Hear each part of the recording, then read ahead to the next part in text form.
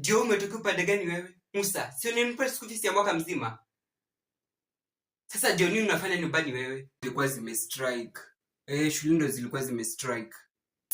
Strike kitu gani? Hiyo strike ndio ile ya kuchoma mashure.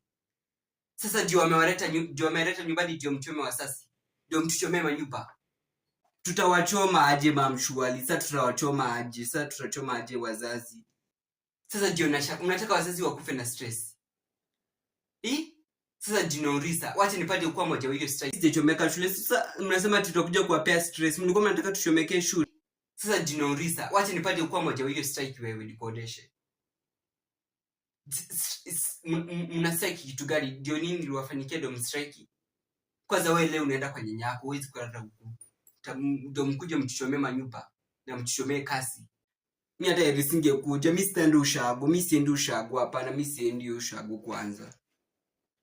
Mimi siendi. Ndio mkuje mtuchomee manyumba na mtuchomee kasi kila kitu. Sasa nitakuchomea nyumba aje? Mrudi shule, wacha nipigie mwalimu wako wa darasa nione kama sijui maneno kama ni ukweli. Sasa wanawatilia sijui mkuje nyumbani. Ndio nini?